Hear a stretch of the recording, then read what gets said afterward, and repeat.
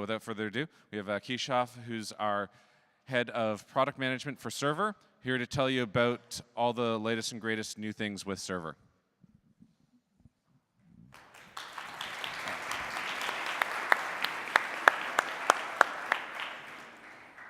Thanks, Luke.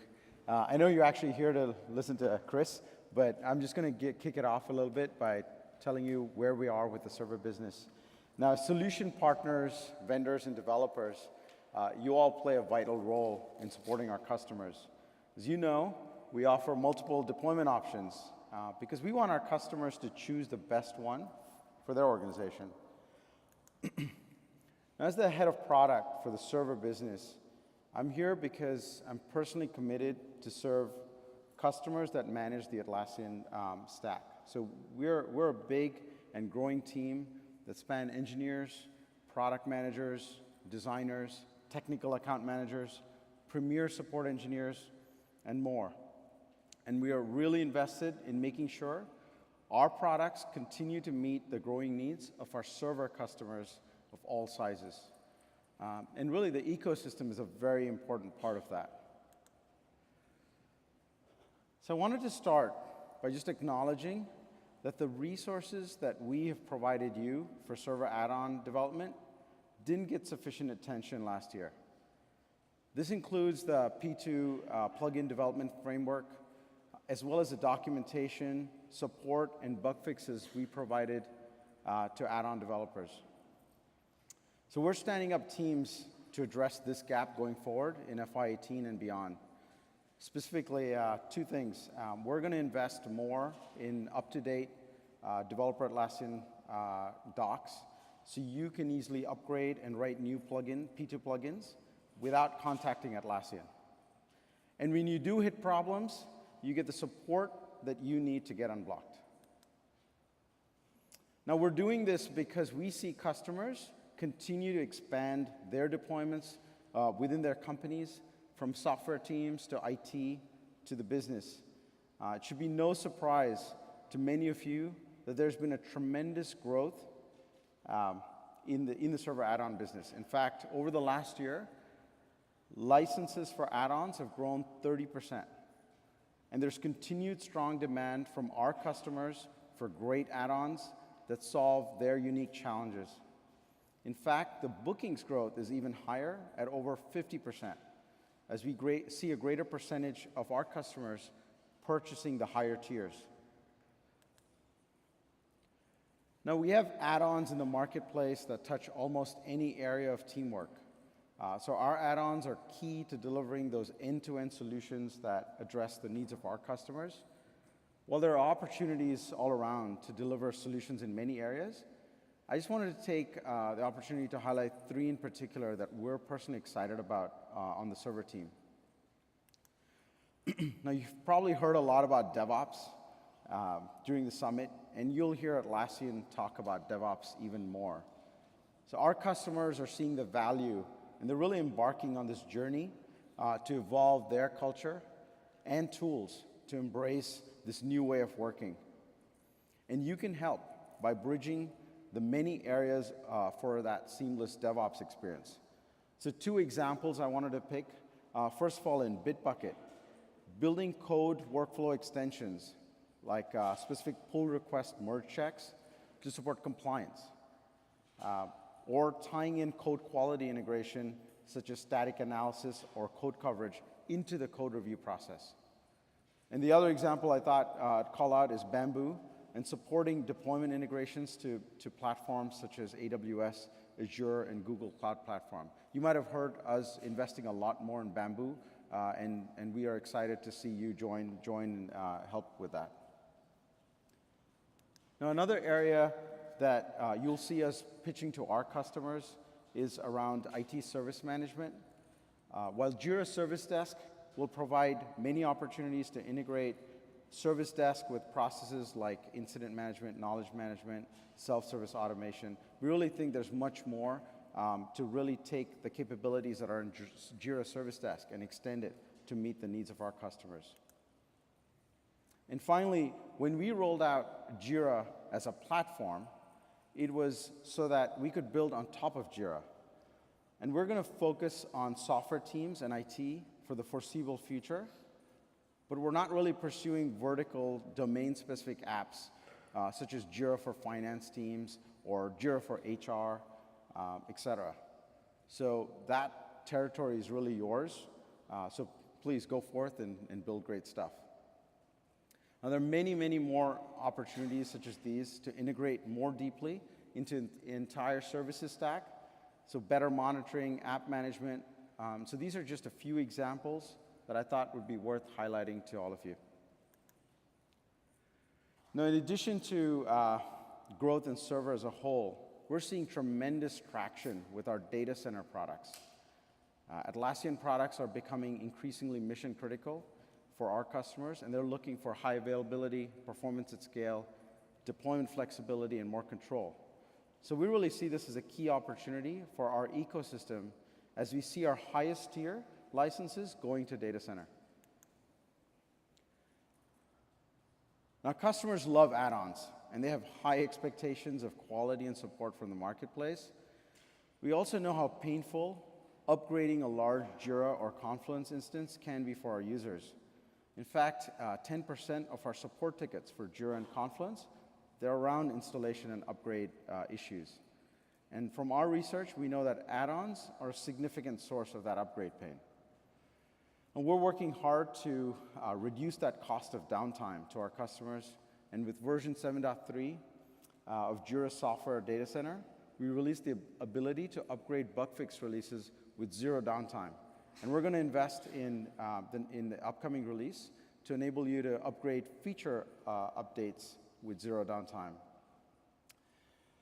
But this doesn't account for upgrading add-ons yet. Now, in order to deliver that promise of zero downtime upgrades and to ease the upgrade pain of our customers, we need your help. We need your help to understand why are add-ons producing downtime, and how much time do they spend down? Is it just a matter of our unload-reload process, or is there downtime while the customers run upgrade tasks? And what feedback are you getting from our customers during that add-on upgrade? We actually have a test lab here set up at AtlasCamp, so please stop by and help us make that upgrade process simpler for our customers. Now, in addition to a lot of the key issues our largest customers face, one of the issues is around scaling with add-ons. And over the last year or so, they increasingly ask, should we implement some sort of policy where we even eliminate add-ons? And we don't think that's a good feature for our customers, for our marketplace vendors, or Atlassian. But we're going to have to work together on this. So in the next year, we'll be looking to see how we can help you test better at scale, and how our enterprise customers can have more confidence in your ability to scale.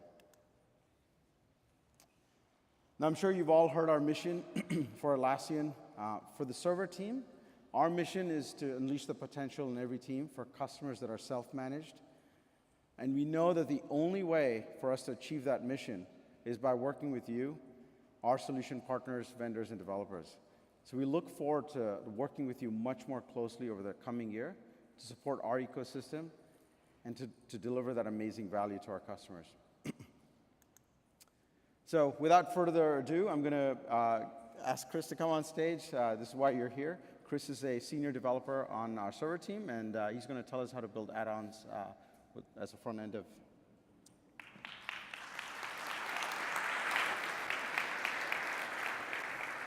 Hey, everybody. Wow, that's loud. All right, cool. So I wanted to tell you how to build a server add-on from my perspective as a front-end developer.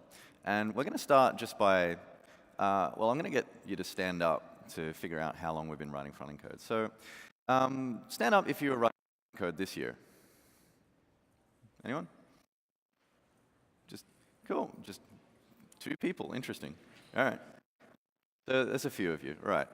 What about, like, the last 3 years, if you've written front-end code in the last 3 years? Yeah? Come on, you've been sitting on your back long enough. Come on. All right, so just stay standing. Just stay standing for a moment. All right, what about 5 years? No? All right, so we've got a few front-end developers, right? What about raise your hands when you wrote your first add-on code. Like, did you write your first add-on code this year? Yeah, a couple of people.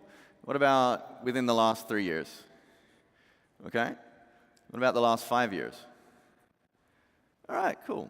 So that highly unscientific sampling, I would say that there's a few front-end developers in the room than server add-on developers. And this is, I don't know, maybe to be expected, but it really comes down to this dilemma that I want to talk about today, which is that learning how to build a server add-on can be confusing.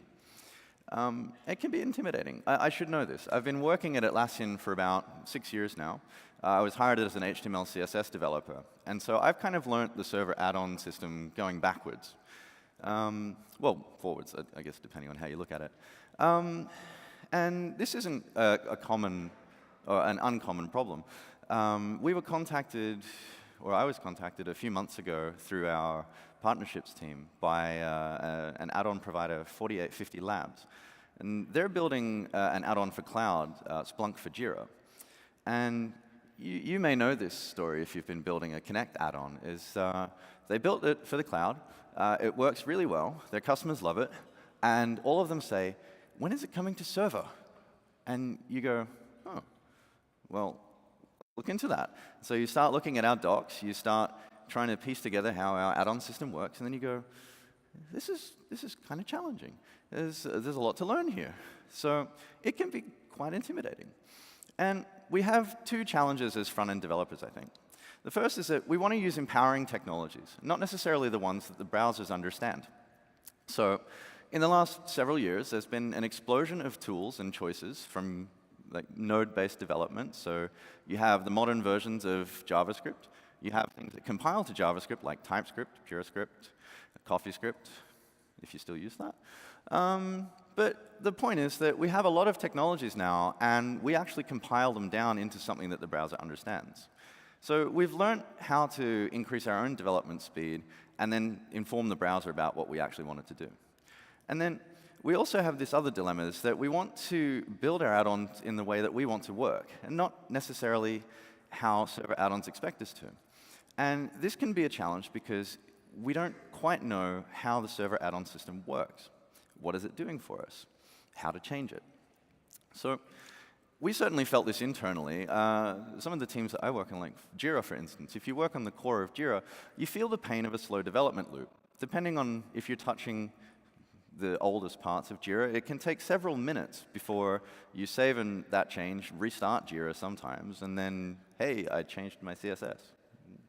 It takes a while. So those teams decided that they needed to change how they worked for the front end, how they built for it. And with a bit of elbow grease and some know-how, we've got a few teams, both internal and external to Atlassian, that have built their add-ons using some pretty cutting front-end tech.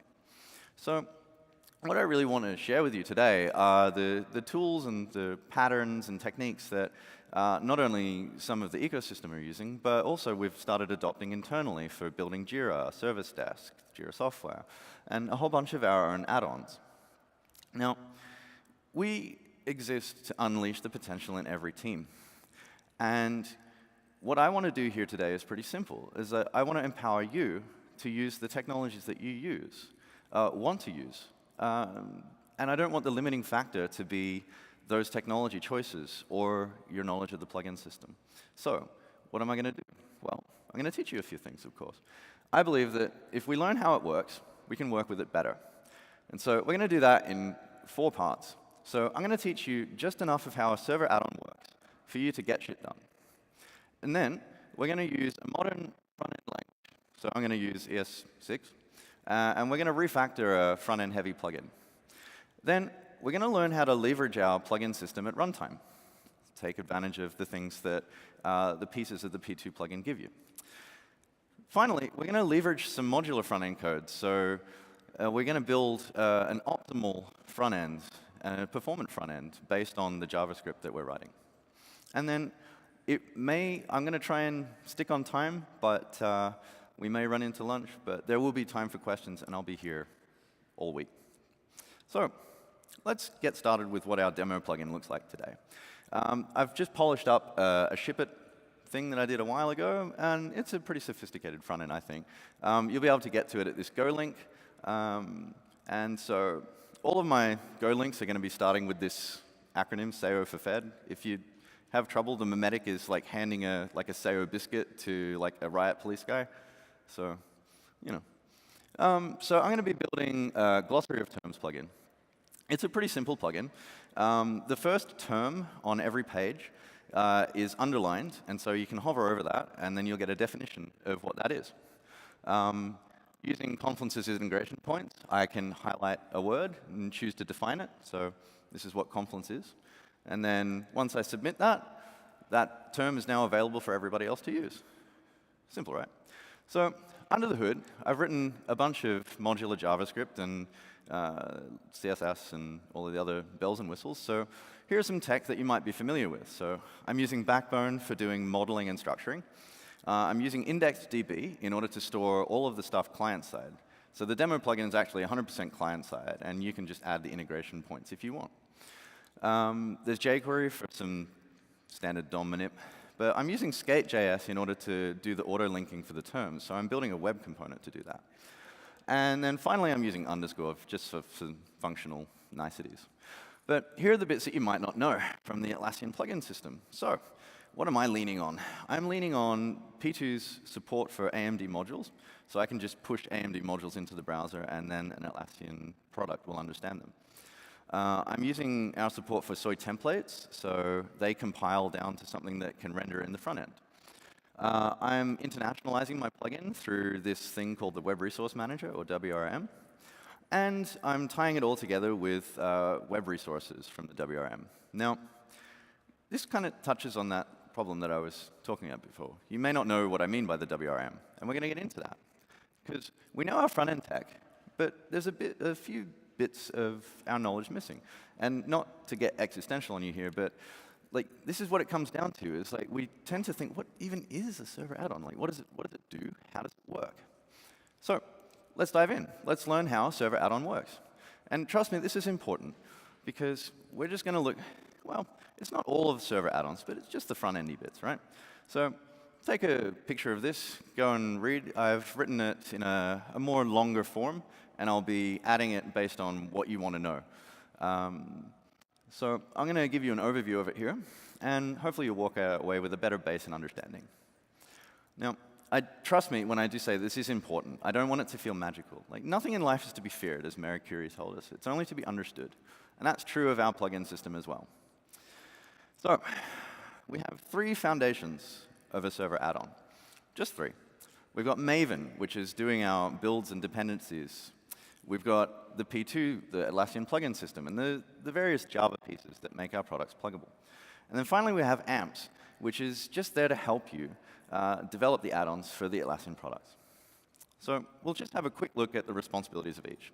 So Maven, if you've ever used Node, is going to be pretty similar to you. Maven is just there to help you manage your Java dependencies, all of your additional external projects that you need. It has a build lifecycle similar to the script hooks that you get, but it's a bit more formal. And it just builds your project. It turns all of your code into a single jar file, which is actually just a zip file. So you can rename it and open it, and then all of your files are there. So it's really not that intimidating. Maven uses a XML POM file instead of a JSON file. But apart from that, they're logically equivalent. Then we've got P2. So as front-end developers, you're going to want to know a few things: how to add a page or modify an existing page, or how to add your front-end code to those pages. And so these are the building blocks that you get for the So we've got Webwork 1 and REST, if you wanted to create a page or add a REST endpoint. We have web sections, web items, and web panels. And these are the plugin points that allow you to, say, add something to our application header, or add an extra area to the view issue page on Jira, or to the comments section, etc. And then finally, the one that we'll be focusing on today is Web Resource. And this is the one that pushes all of your front-end code into the browser somewhere via the Web Resource Manager.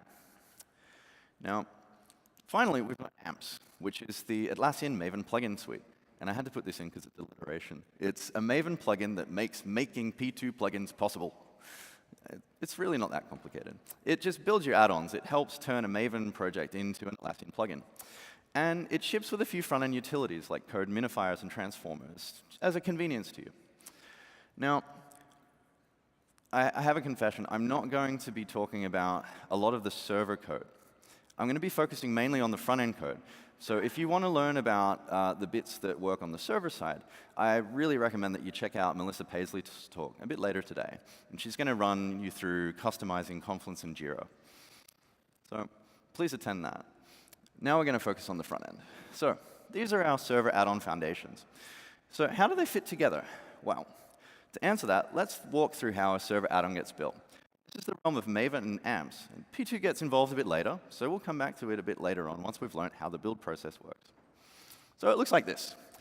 Your project is going to follow the Maven conventions, which means that all of your non-Java stuff goes into a source main resources folder, just there.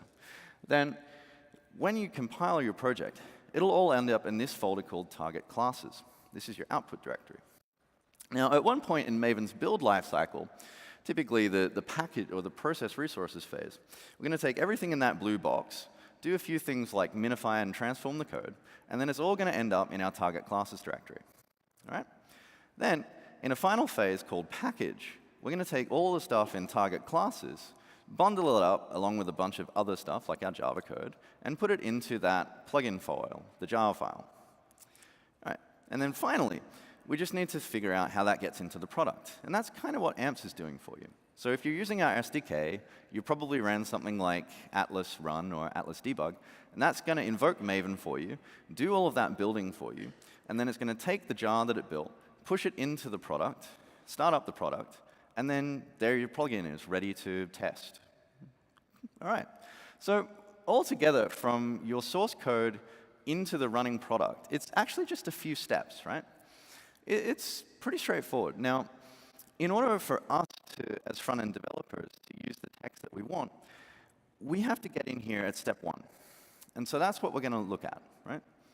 So we know how a server add-on gets built, and we want to use those modern front-end technologies like ES6. So how do we convince P2 to use a compiled front-end? Well, let's learn how to do that. So today, I'm going to be demonstrating how to compile from ES6 to ES5. And I'm going to use Babel to do that. And I'm going to use version 4 of Gulp. Now, if you're not using the same technologies as me, don't worry, because what I'm trying to do here today is actually demonstrate the incision points in our add-on system so that you can use whatever technologies you want to. So, again, I have a step-by-step up here. So if you want to take a photo. All right. So we have two integration points between Maven and Node. First, we've got that process resources Maven phase. And it exists to copy the resources into that destination directory, the target classes. And now I've got my Gulp build task, and it's going to do all of the processing of my front-end code for me. So I just need to tell them how to talk to each other. And we're going to do that with one Maven plugin. It's called the front-end Maven plugin. Now, this guy downloads and installs Node and your package manager locally. It can install Node dependencies, and it can run any combination of front-end tools like Bower, Karma, Gulp, Grunt, Webpack. It works across all of the OSs, Windows, Mac, Linux, so it doesn't matter. You can throw it into your plugin. It's going to be totally fine. Now, what it does for you is at the process resources phase in Maven, we're going to invoke the front-end Maven plugin in order to call my Gulp build task. And that's going to compile my front end for me. So here's some of my front end code. So it's written in ES5, and it's, it works, but it's not great. And then ES6 came along, and it was kind of like a breath of fresh air, because it turned that into this. And it gets a bit cleaner, it's a bit easier. I spend less time writing code and more time actually solving problems. So that's that. Now, in my POM XML file, this is a bit of boilerplate, but this is what AMPs looks like. This is what's telling me that I'm building a Confluence plugin. So we're going to add the front-end Maven plugin into here. It looks like this. Again, you'll find all of the code up on the actual demo repo. But we just need to put a few executions. It's just going to be 3 steps, 3 simple steps. So the first step to actually compile our front end is going to be actually installing Node. And I'm going to use yarn instead of npm because it's a bit faster. Next, we're going to run yarn install in order to download all of our front-end apps. And then finally, we're going to invoke Gulp, and we're going to call a task called Maven process resources. Now, you can call this anything you want, but I'm doing this just for demonstration purposes.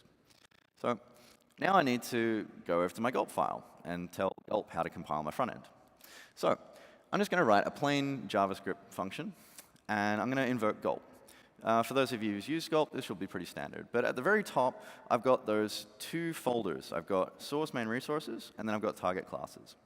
So I'm going to eventually push into that Maven output there. And so all I need to do to hook up the two systems is add this Gulp task that's Maven process resources. It's going to invoke my Gulp build pipeline, and then away we go. So this should work, right? So I can invoke my Gulp build pipeline through Maven now. So let's see what happens when I do that. So OK, it's going to download Node. It's going to run yarn. It's going to install my dependencies. And then it'll start compiling my front end. So wait a minute. What? Oh, there should be errors. So, still on? What just happened? All right. Good timing. Well, unfortunately, AMPS got involved, right? So AMPS does this really lovely thing for you. So at the process resources phase, it tries to be super helpful. It's like, oh, you've got JavaScript. OK, I'm going to minify and compress all of that for you. And unfortunately, it does this with a really old version of a really old plugin called UI Compressor. And UI Compressor only understands ES5. So now that all my code's ES6, it chucks a wobbly. So we're going to have to tell it to stop doing that, and we're going to have to adjust our POM XML file. So back to my configuration, I just need to add one line. Stop compressing my resources, amps. Now it works. So if I go through and I do the Maven package again, it'll do the same things, download Node and yarn, install my deps. There we go, transpiled, minified. Hey, it works. So let's go over to the browser and see what's happened. So I'll load up one of my Confluence pages. All right, my terms are underlined. Cool, so my plugin's working. That's pretty good. So let's have a look at the source and see what's going on in there, see if my ES6 compiled. And hey, that looks like ES5 now, so it's put in the local scope for me, and it's done all the proper expanding of the functions. So we've got ES5 in the browser. Fantastic. So we can compile our front-end code now. Yay, Copen arms. But will it save and reload at runtime? Well, not yet, because what I've shown you here is how to build it. So if you build your plugin, that's great. But now every time you make a change, you'll have to build it again. That doesn't sound very fast. So we're going to have to leverage the P2 at runtime in order to actually get our save and reload.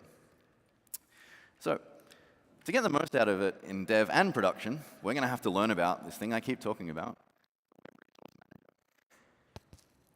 So for those, you probably know what's going to happen next. Is I'm going to say, well, what's the WRM ever done for us? Well, you know, like aside from the cache busing URL, transforming of our assets, all of that kind of stuff, I mean, what has it done for us? Well, it's done a few things, actually. So I'll go through them, the ones that will be most relevant to you. So we'll start with loading resources. So wait a minute, what is a resource? I'm very glad you asked. So so a normal resource in an HTML page might look something like this. It's just a script tag, right? So it's just going to point somewhere in my web server, and then it's going to load a JavaScript file. It's pretty one-to-one. So if you've ever done an Atlassian Connect stuff, then you might be familiar with this bit of handlebars, where you're just doing the same thing. You're just referring to this file that your application's going to load. So what does this look like on the server? Well, it's pretty straightforward, I think. So don't worry about this. You don't actually have to write all of this. But it is interesting to know what the WRM does for you. So there are only a few key bits of information from here. Let me highlight them. So we somehow need to tell the WRM how to get our app file and push it into our running product. And then we do that with XML. So this is our Atlassian plugin file. This is what registers a whole bunch of our front-end stuff for us. And we're going to define something called a web resource. And so this web resource has a key, and it defines a number of resources. One of them is my app file. And the reason that we do this is because when your plugin is running, it's loading all of the files from that plugin jar. Like, your customers don't know about your file system. You wouldn't want them to. That's just not very scalable. So this is how you load them from that plugin jar.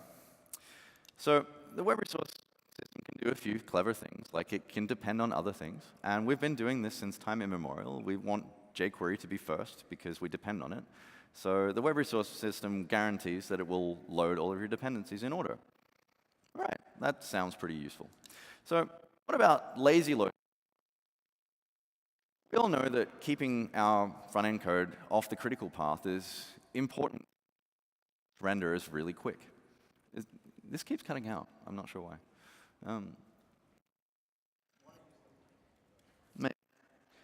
So, Take care of the tech issue. cheers. Oop. Technical issues.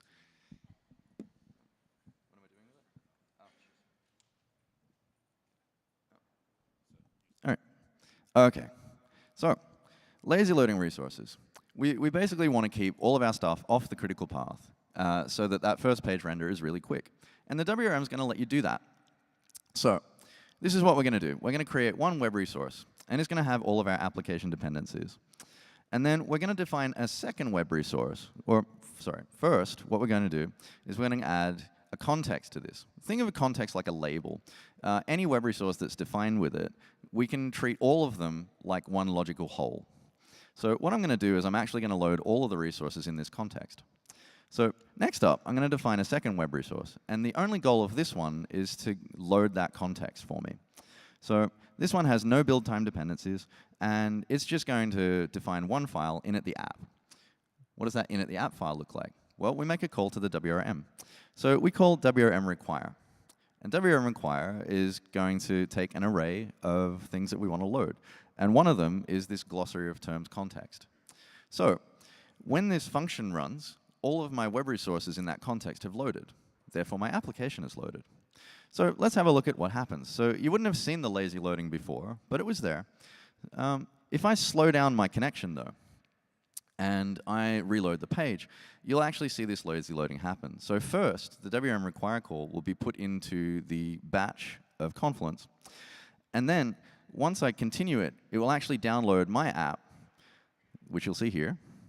And now my app is loaded. So I'm going to boot up my actual application by requiring it, because I wrote it in AMD. And so my app works. And what you'll see the WRM has done for us is that it's gone off, asked the server, what is that URL to load my resource? So you can see that it's loaded the glossary of terms context for me. So there you go. You've got lazy loading of your application. What about translation? Like, we all know that translation is important. So I don't need this anymore. We got the main mic. Is this? All right. Cool. Thank you. All right. So we all know that translation is important, right? Because we want everyone to understand what we're saying. So we're going to have to learn how to translate our app as well. So here's part of my app. Every time someone translates or adds a definition, it's going to tell them thanks. But this is just hard-coded English. That's not very good for all of our customers. So if I wanted to translate to Spanish, then I'm going to need to use something else. So what I can do is I can add just a formatter module. Now, the implementation of this formatter module is kind of boring. It'll be in the demo. You can look at the source, but it's not that interesting. What is interesting to you is this i18n getText call. And so we're just passing some strings to that, and occasionally some JavaScript variables. And they're going to go off at runtime and be compiled into our translation. So my translations actually are now in my i18n properties file. And so I define one of these for every one of my languages. And just like that, I will have translations for my end user. Well, not quite. So the last thing that we need to do is update our web resource to tell it that we're actually translating the resources here. So we add this block, which is a transformer. And it's going to run the internationalization transform for us, which says, all right, I have some JavaScript, and it's got some translations in it. So it'll find all of those i18n getText calls and replace them with the actual translations. All right. Finally, we have seed data injection. If you don't get the reference, this is a seed depository in Norway. So So let's say that you want to make data available immediately and synchronously in your UI, because it's super important for your app. So what you can do is you can define a data provider. Now, a data provider is also boring, well, to me, because it's server code. So really, what it's doing, it's a Java class that eventually provides JSON. And so once this data provider provides you JSON, you just need to claim it in your front end. And this is how you do that. You use the WRM data module, and then you actually claim the data out of your web resource. So once you do this, your data, say, for example, all of my terms from the server, are going to be available on that page immediately. So you don't even have to wait. Once your app is loaded, no round trip to the server in order to request a REST endpoint. It's just going to be there. So that's pretty good for performance, right? So that's a number of things that the WM does for you at runtime. But we were talking about save and reload. So let's go back to that, right? So we want save and reload for our compiled code. And in order to do that, we're going to have to change where P2 looks for our files so that it loads our compiled code at dev time. So this is what we're going to do. We're going to update that Gulp code in order to actually achieve save and reload. Now, this is where we left our little diagrams. Like we pushed our jar into the product, and so now all of our files are loading from there. But let's complete the story. What happens when a user requests a page in our app?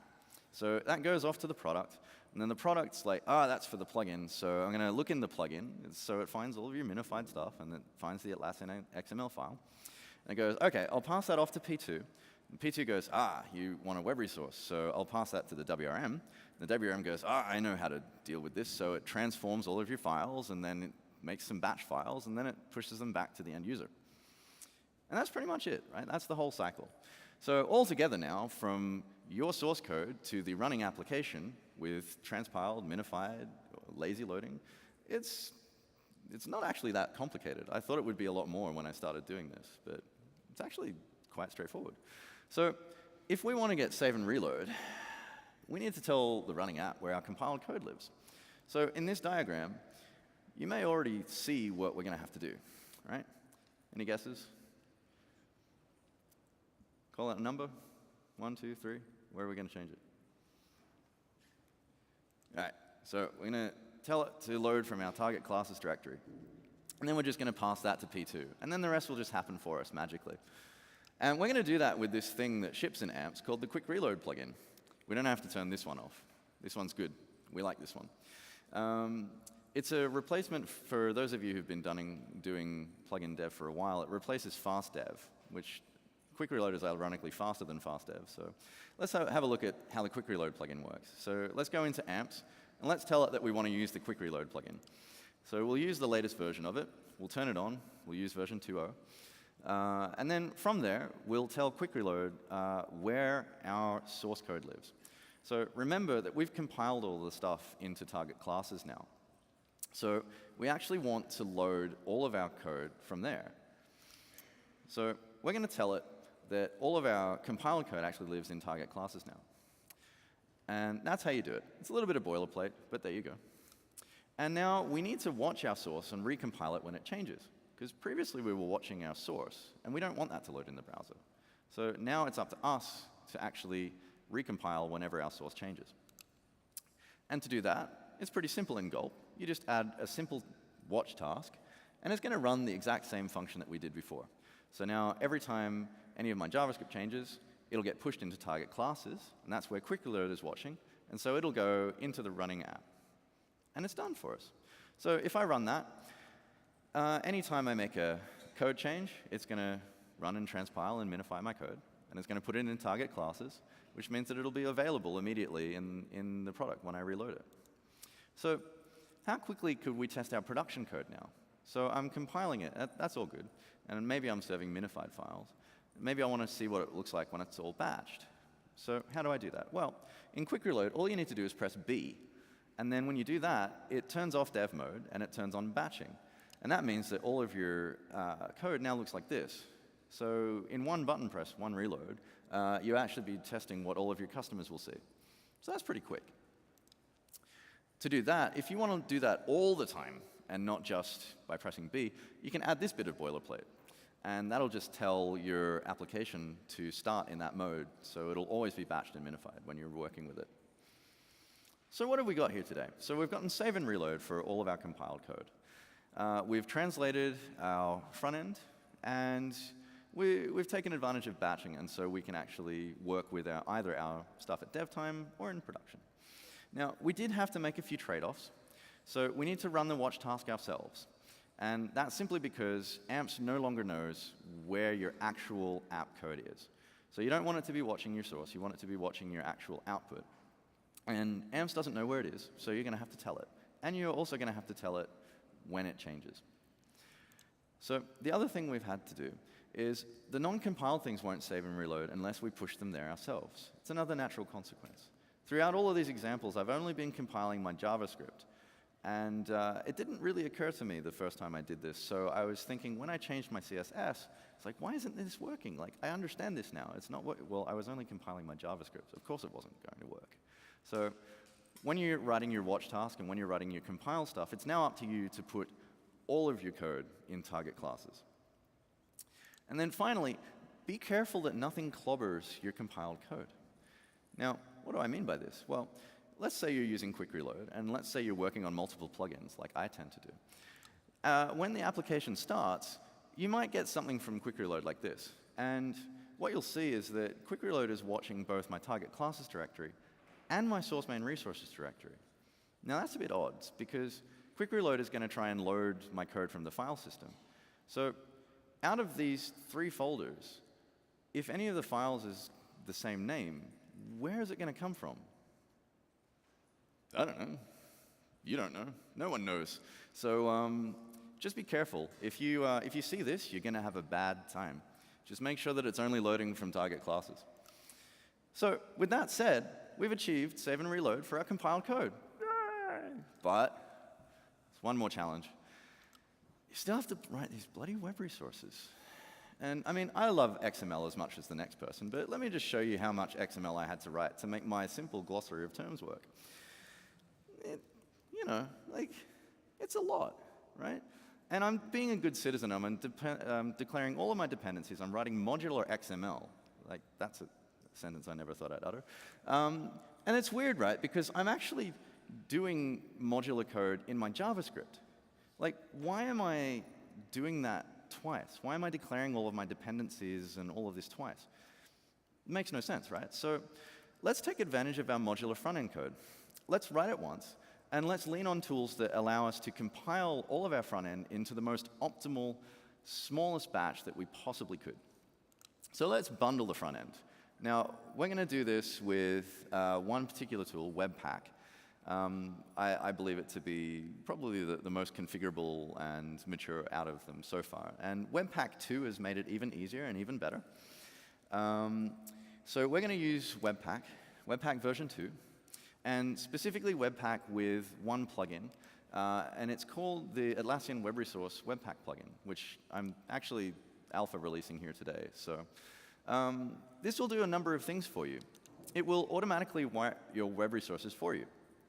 And because we're using Webpack to determine all of our front-end code, it'll work with any module system, whether you're using AMD, CommonJS, ES 2015 modules. And we're going to keep adding stuff to this over time based on what you're trying to do. So please work with me to help you, help us, help you all. So let's have a bit of a demo of how it works, shall we? So here's my entry point. Here's my lazy loading of my application. So it's doing the WM require call, and it's loading my entry point for my application, which is this AMD module here, right? So what I need to do first is go over to my Gulp file. So I'm going to load Webpack through Gulp. You don't need to do this yourself. I'm just simply taking advantage of the gluing that I've already done between Maven and Gulp. But if you want to glue Webpack to Maven directly, you're free to do so. We just have this Webpack our code function. And it's doing the same thing as the process JavaScript function, except it's doing it with Webpack, right? It takes our front-end code from our front-end source, Webpacks it, and puts it out to our Maven output door. Pretty simple.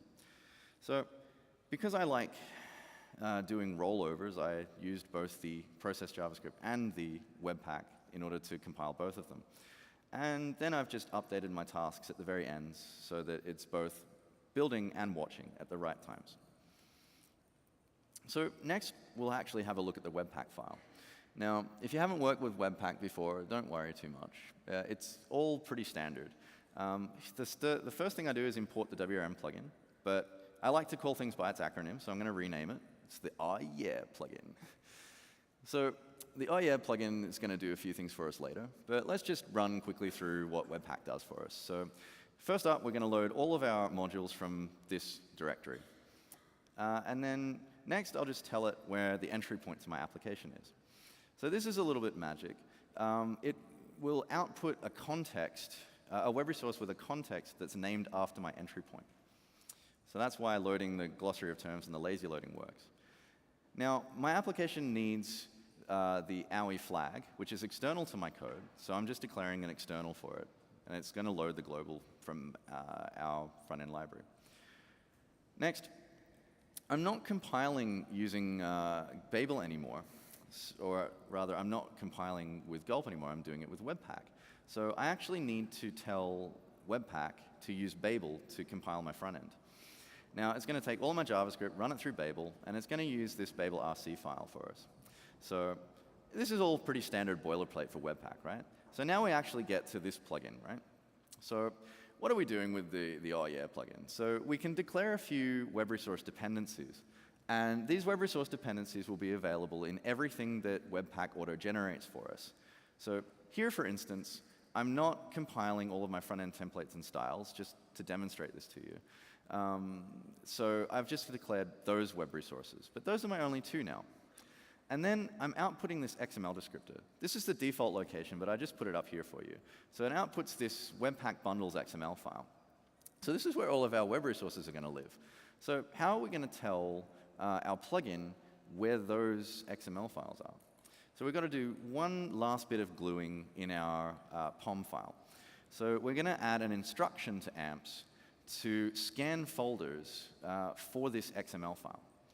Now, if you've done server add-on dev before, what this means is you can actually compose your Atlassian plugin XML out of multiple XML files.